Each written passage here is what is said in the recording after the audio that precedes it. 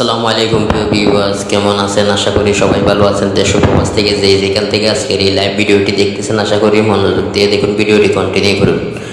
আজকে মতো আবারও আপনাদেরকে লাইভে নিয়ে আসলাম। আজকে আমাদের লাইভের বিষয়বস্তু হচ্ছে 12ই রবিউল আউয়াল উপলক্ষে চট্টগ্রামের ঐতিহ্যবাহী জমায়েতুল পাড়া থেকে সরাসরি লাইভ ভিডিওটি। আশা করি মনোযোগ দিয়ে দেখুন, ভিডিওটি কন্টিনিউ করুন।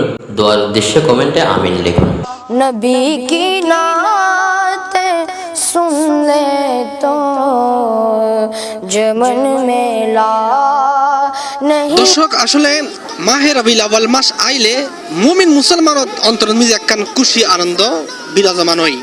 তার ধারাবাহিকতায় চট্টগ্রামে কিন্তু ব্যতিক্রম কিছু নয়। একজন মানুষ যদি পরীক্ষার ফাঁস করে, সে খুশি উদযাপন করে। সন্তান দুনিয়া তাইলে তারা খুশি উদযাপন করে। একখান দেশ স্বাধীন হইলে তারাও খুশি উদযাপন করে, ঈদ করে, আনন্দ করে। তার ধারাবাহিকতায় নবী করিম সাল্লাল্লাহু আলাইহি ওয়াসাল্লাম 570 খ্রিস্টাব্দে মক্কাতুল মুকাররমা কুরাইশ বংশে জন্মগ্রহণ করছি রবিউল আউয়াল মাসের 12 তারিখ। নবীজির আগমনের আগে আরবেস্তান আছিল, জাহেলিয়া যুগের অবস্থান আছিল। মানুষ অন্ধকার যুগে ডুবে আছিল, মানুষ অন্ধকার আচ্ছন্ন আছিল। মদ, জুয়া, হালাল হারাম নামেন্তু অন্যায় অনাচার অবিচার মানুষ উল্লেখ করত। কিন্তু নবী করিম সাল্লাল্লাহু আলাইহি ওয়াসাল্লামের আগমনের পরে এই আরব রাষ্ট্র, এই আরব মক্কাতুল মুকাররমা সম্পূর্ণ পরিবর্তন হয়ে শান্তি বিরাজ হই, মানুষের মধ্যে মারামারি হানাহানি ব্যাগ্যে বিলুপ্ত গিয়ে সে হারণে আল্লাহ নবীজির আগমনের হারণে যে একখান শান্তি বিরাজমান, ওই শান্তি পরিবেশ, শান্তির হাওয়া বইয়ে গিয়ে মানুষ শান্তির ছায়া পাইয়ে হারণে মানুষ খুশি উদযাপন করে, ঈদ করে।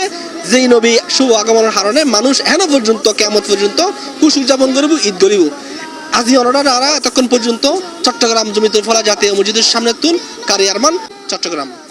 नबी का दामने रहमत पकड़ लो ए जहां वालों, रहे जब तक ये हाथों में, रहे जब तक ये हाथों में, चलन में ला नहीं होता।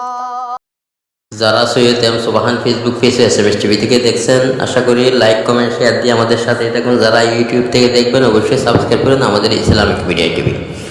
অন্য দিন অন্য জায়গায় অন্য লাইভ দেখার জন্য আমন্ত্রণ জানিয়ে সবাই ভালো থাকবেন, সুস্থ থাকবেন, সবার সুস্বাস্থ্য কামনা করছি। আসসালামু আলাইকুম, আল্লাহ হাফেজ।